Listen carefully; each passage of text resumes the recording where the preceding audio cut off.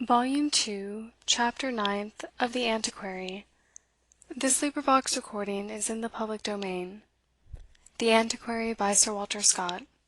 Chapter Ninth. Who is he? One that for the lack of land shall fight upon the water. He hath challenged formerly the grand whale, and by his titles of Leviathan, Behemoth, and so forth. He tilted with a swordfish. Marry, sir, the aquatic had the best. The argument still galls our champion's breech. Old play. And the poor young fellow, Steenie Mucklebackit, is to be buried this morning, said our old friend the Antiquary, as he exchanged his quilted nightgown for an old-fashioned black coat, in lieu of the snuff-coloured vestment which he ordinarily wore. And I presume it is expected that I should attend the funeral? "Oh, ay," answered the faithful Caxon, officiously brushing the white threads and specks from his patron's habit. "The body, God help us, was sae broken against the rocks, that they're fain to hurry the burial. The sea's a kittle cast, as I tell my daughter, poor thing, when I want her to get up her spirits. The sea, says I, Jenny, is as uncertain a calling as the calling of an old periwig maker, that's robbed of his business by crops and the powder tax. Caxon, thy topics of consolation are as ill chosen as they are foreign to the present purpose. Quid mihi cum femina? What have I to do with thy womankind, who have enough and to spare of my own? I pray of you again, am I expected by these poor people to attend the funeral of their son?" "Hoy, doubtless, your honour is expected," answered Caxon. "Weel I wot ye are expected. Ye ken, in this country, ilka gentleman is woosed to be sae civil as to see the corpse aff his grounds. Ye needna gang higher than the loan head. It's no expected your honour so to leave the land. It's just a Kelso convoy, a step and a half ower the door stane." "A Kelso convoy!" echoed the inquisitive Antiquary, "and why a Kelso convoy more than any other?"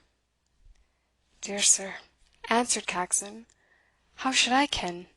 It's just a byword." "Caxon," answered Oldbuck, "thou art a mere periwig maker. Had I asked Ochiltree the question, he would have had a legend ready made to my hand." "My business," replied Caxon, with more animation than he commonly displayed, "is with the outside of your honour's head, as ye are accustomed to say." "True, Caxon, true, and it is no reproach to a thatcher that he is not an upholsterer."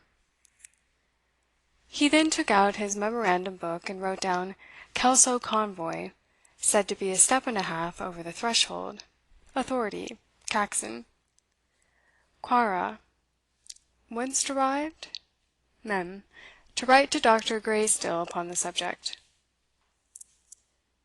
Having made this entry, he resumed, "And truly, as to this custom of the landlord attending the body of the peasant, I approve it, Caxon. It comes from ancient times, and was founded deep in the notions of mutual aid and dependence between the lord and cultivator of the soil. And herein, I must say, the feudal system, as also in its courtesy towards womankind, in which it exceeded, herein, I say, the feudal usages mitigated and softened the sternness of classical times. No man, Caxon, ever heard of a Spartan attending the funeral of a helot. Yet I dare be sworn that John of the Girnel, ye have heard of him, Caxon?" "Ay, ay, sir," answered Caxon, "naebody can hae been lang in your honour's company without hearing o' that gentleman." "Well," continued the Antiquary, "I would bet a trifle there was not a kolb kerl, or bondsman, or peasant, a scriptus glebae, died upon the monk's territories down here, but John of the Girnel saw them fairly and decently interred." "Ay, but if it like your honour, they say ye had mair to do wi' the births than the burials. Ha, ha, ha!" with a gleeful chuckle. "Good, Caxon, very good. Why, you shine this morning. And besides," added Caxon slyly, encouraged by his patron's approbation, They say too that the Catholic priests in thae times got something for ganging about to burials. Right, Caxon, right is my glove. By the by, I fancy that phrase comes from the custom of pledging a glove as a signal of irrefragable faith. Right, I say as my glove, Caxon. But we of the Protestant ascendancy have the more merit in doing that duty for nothing, which cost money in the reign of that empress of superstition, whom Spenser, Caxon, terms in his allegorical phrase, the daughter of that woman blind, Abessa, daughter of Carrecca slow. But why talk I of these things to thee? My poor Lovel has spoiled me, and taught me to speak aloud, when it is much the same as speaking to myself. Where's my nephew, Hector M'Intyre?" "He's in the parlour, sir, with the ladies." "Very well," said the Antiquary, "I will betake me thither." "Now, Monkbarns," said his sister, on his entering the parlour, "you maunna be angry." "My dear uncle," began Miss M'Intyre. "What's the meaning of all this?" said Oldbuck, in alarm of some impending bad news, and arguing upon the supplicating tone of the ladies, as a fortress apprehends an attack from the very first flourish of the trumpet which announces the summons. "What's all this? What do you bespeak my patience for?" "No particular matter, I should hope, sir," said Hector, who, with his arm in a sling, was seated at the breakfast table. "However, whatever it may amount to, I am answerable for it, as I am for much more trouble that I have occasioned, and for which I have little more than thanks to offer." "No, no, heartily welcome, heartily welcome. Only let it be a warning to you," said the Antiquary, "against your fits of anger, which is a short madness, ira furor brevis. But what is this new disaster?" "My dog, sir, has unfortunately thrown down, if it please Heaven, not the lachrymatory from Clochnaben," interjected Oldbuck.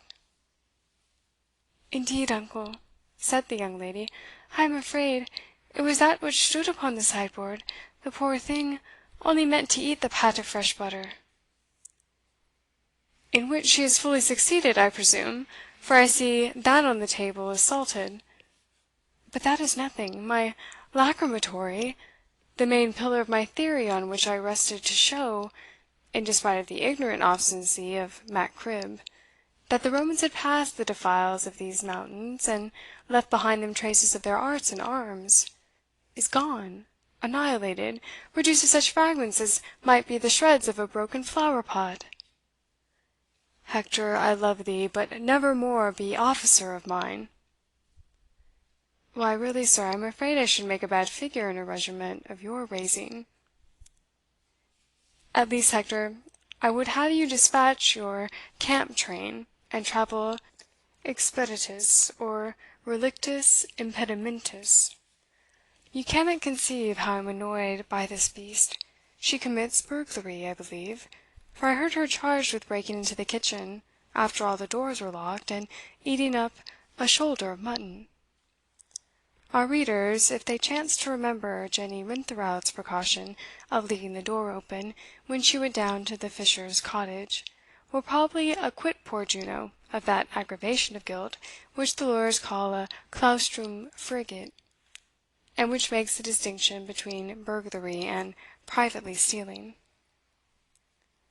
"I am truly sorry, sir," said Hector, "that Juno has committed so much disorder. But Jack Muirhead, the breaker, was never able to bring her under command. She has more travel than any bitch I ever knew, but then, Hector, I wish the bitch would travel herself out of my grounds. We will both of us retreat to morrow or to day, but I would not willingly part from my mother's brother in unkindness about a paltry pipkin." "Oh, brother, brother!" ejaculated Miss M'Intyre, in utter despair at this vituperative epithet. "Why, what would you have me call it?" continued Hector. "It was just such a thing as they use in Egypt to cool wine, or sherbet, or water. I brought home a pair of them. I might have brought home 20. "What?" said Oldbuck. "Shape such as that your dog threw down?" "Yes, sir, much such a sort of earthen jar as that which was on the sideboard. There are my lodgings at Fairport. We brought a parcel of them to cool our wine on the passage. They answer wonderfully well. If I could think they would in any degree repay your loss, or rather that they could afford you pleasure, I am sure I should be much honoured by your accepting them." "Indeed, my dear boy, I should be highly gratified by possessing them. To trace the connection of nations by their usages, and the similarity of the implements which they employ, has been long my favourite study. Everything that can illustrate such connections is most valuable to me. Well, sir, I shall be much gratified by your acceptance of them, and a few trifles of the same kind. And now, am I to hope you have forgiven me?" "Oh, my dear boy, you are only thoughtless and foolish." "But Juno, she is only thoughtless too, I assure you. The breaker tells me she has no vice or stubbornness." "Well, I grant Juno also a free pardon, conditioned that you will imitate her in avoiding vice and stubbornness, and that henceforward she banish herself forth of Monkbarns parlour." "Then, uncle," said the soldier, "I should have been very sorry and ashamed to propose to you anything in the way of expiation of my own sins, or those of my follower, that I thought worth your acceptance. But now, as all is forgiven, will you permit the orphan nephew, to whom you have been a father, to offer you a trifle, which I have been assured is really curious, and which only the cross accident of my wound has prevented my delivering to you before? I got it from a French savant, to whom I rendered some service after the Alexandria affair."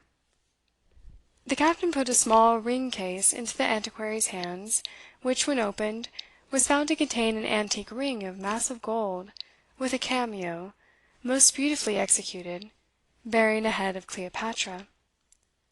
The Antiquary broke forth into unrepressed ecstasy, shook his nephew cordially by the hand, thanked him 100 times, and showed the ring to his sister and niece, the latter of whom had the tact to give it sufficient admiration. But Miss Griselda, though she had the same affection for her nephew, had not addressed enough to follow the lead. "It's a bonny thing," she said, "Monkbarns, and I dare say a valuable, but it's out o' my way. Ye ken I am nae judge o' sic matters."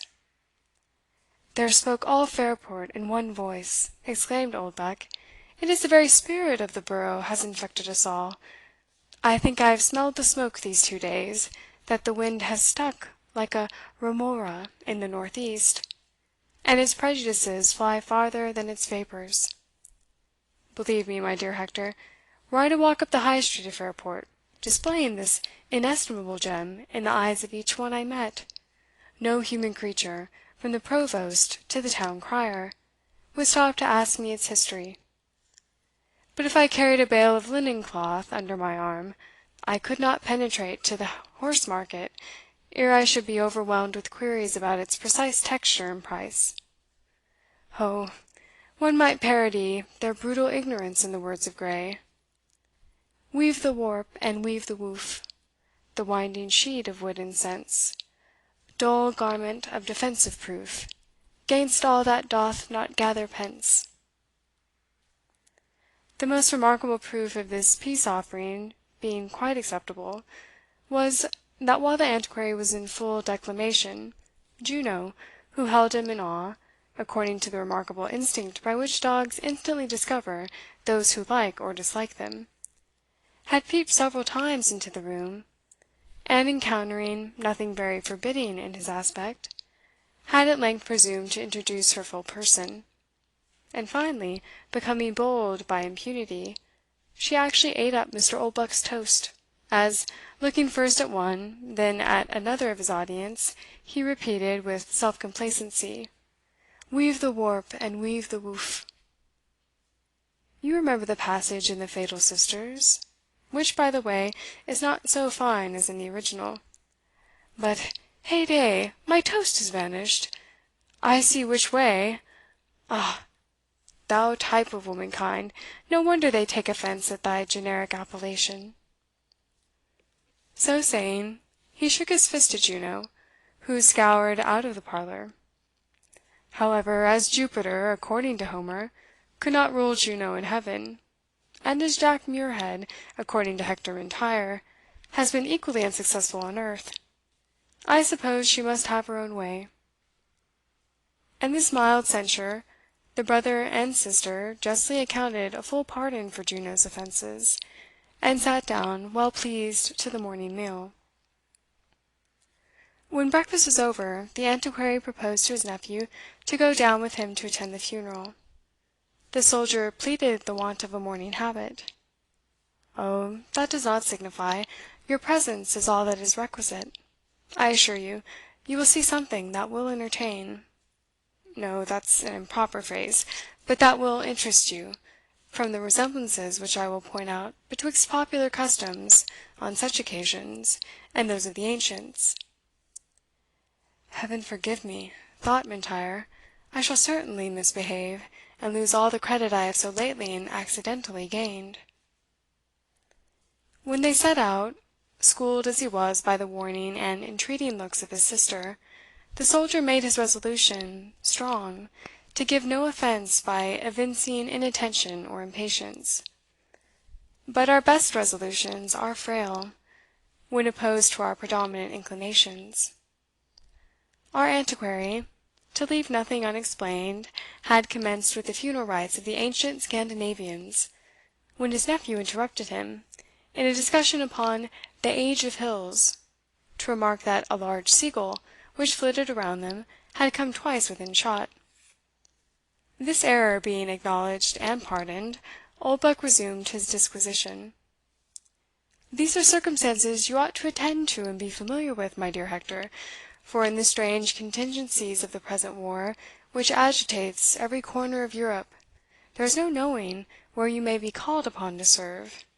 If in Norway, for example, or Denmark, or any part of the ancient Scania, or Scandinavia, as we term it, what could be more convenient than to have at your fingers' ends the history and antiquities of that ancient country, the officina gentium, the mother of modern Europe, the nursery of those heroes, stern to inflict and stubborn to endure, who smiled in death? How animating, for example, at the conclusion of a weary march, to find yourself in the vicinity of a runic monument, and discover that you have pitched your tent beside the tomb of a hero! I am afraid, sir, our mess would be better supplied if it chanced to be in the neighbourhood of a good poultry yard." "Alas, that you should say so!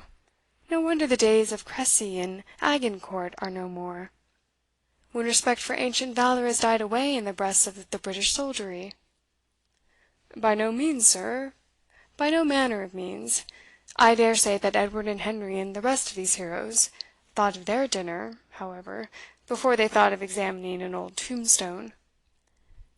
But I assure you we are by no means insensible to the memoir of our father's fame. I used often of an evening to get old Rory Malpin to sing us songs out of Ossian about the battles of Fingal and Lamon Moor, and Magnus, and the spirit of Muirartach."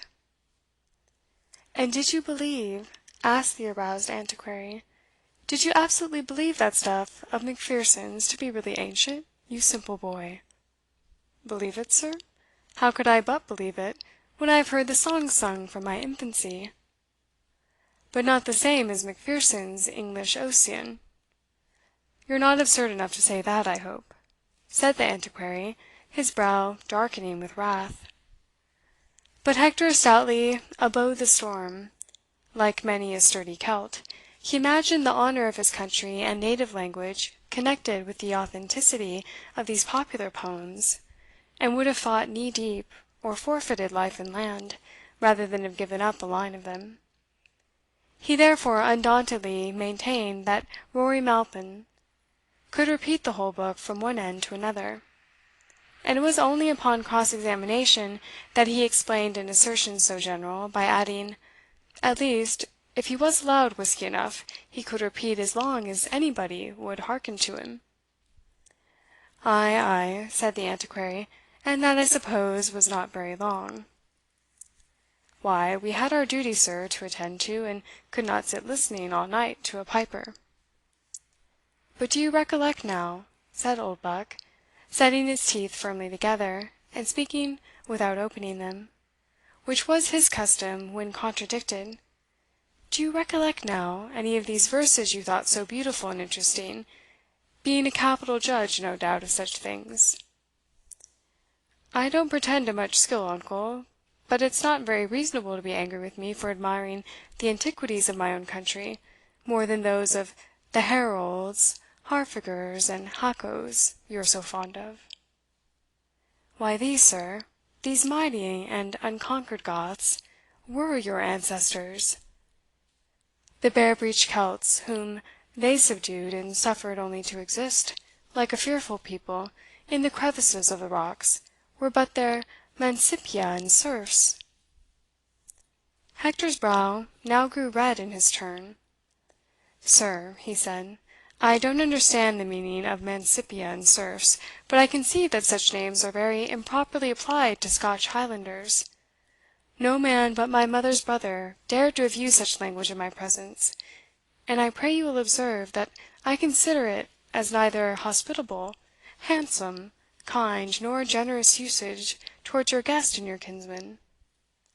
My ancestors, Mr. Oldbuck, were great and gallant chiefs, I dare say, Hector, and really I did not mean to give you such immense offence in treating a point of remote antiquity, a subject on which I always am myself cool, deliberate, and unimpassioned. But you are as hot and hasty as if you were Hector and Achilles, and Agamemnon to boot."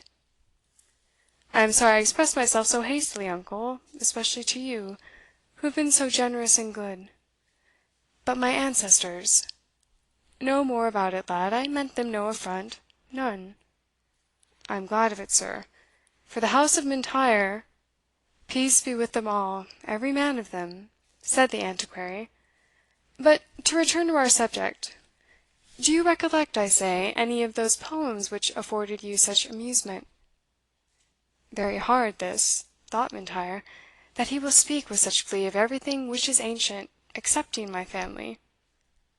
Then, after some efforts at recollection, he added aloud, "Yes, sir, I think I do remember some lines, but you do not understand the Gaelic language, and will readily excuse hearing it, but you can't give me some idea of the sense in our own vernacular idiom?"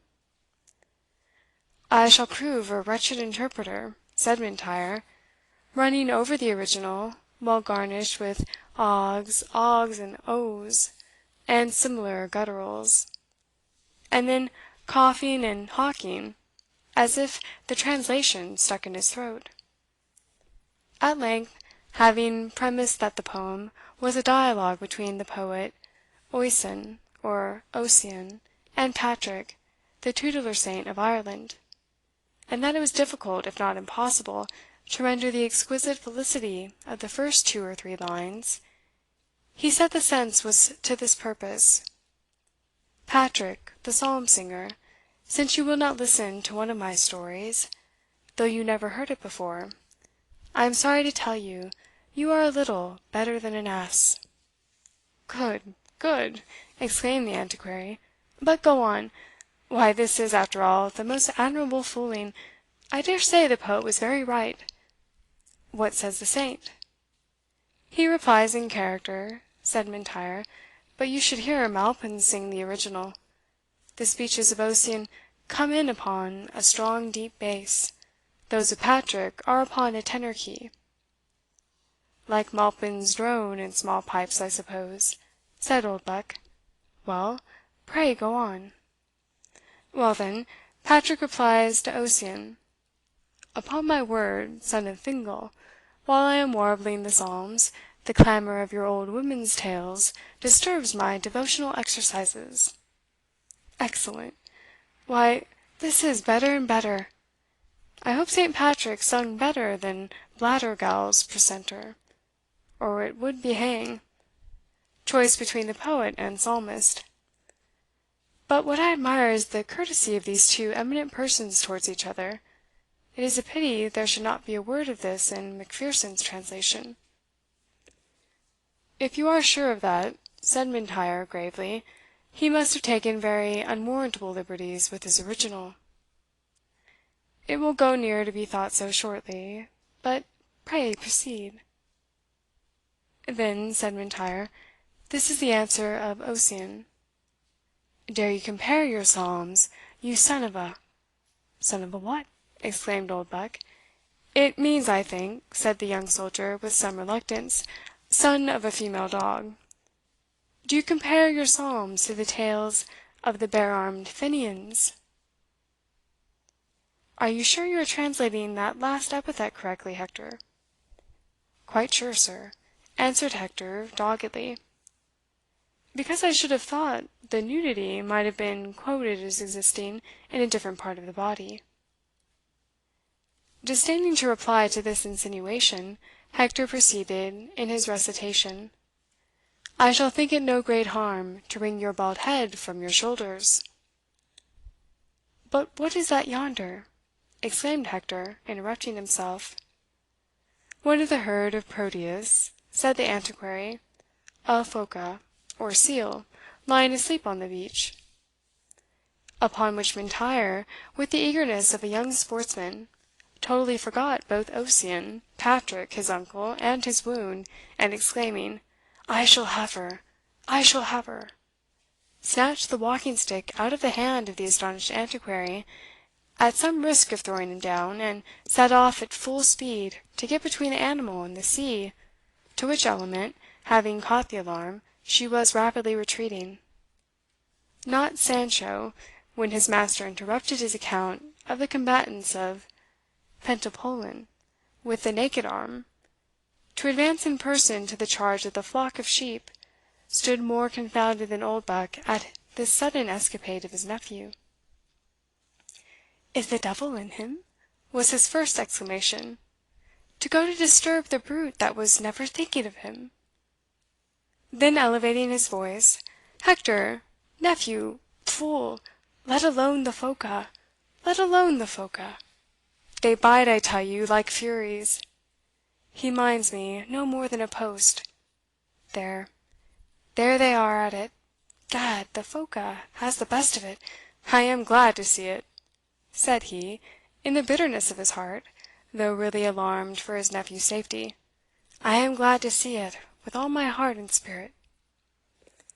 In truth, the seal, finding her retreat intercepted by the light-footed soldier, confronted him manfully, and having sustained a heavy blow without injury, she knitted her brows, as is the fashion of the animal when incensed, and making use at once of her fore paws and her unwieldy strength, wrenched the weapon out of the assailant's hand, overturned him on the sands, and scuttled away into the sea, without doing him any farther injury.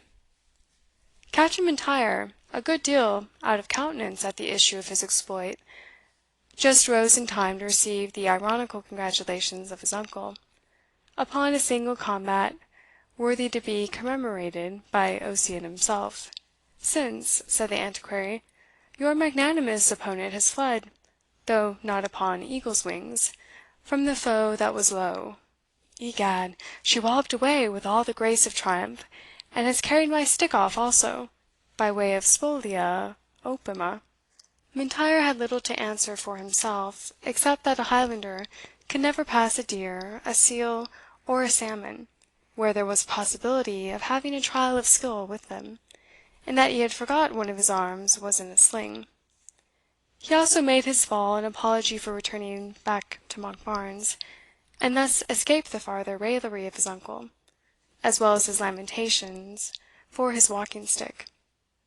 "I cut it," he said, "in the classic woods of Hawthornden, when I did not expect always to have been a bachelor. I would not have given it for an ocean of seals. O Hector, Hector, thy namesake was born to be the prop of Troy, and thou to be the plague of Monkbarns." Chapter 9th.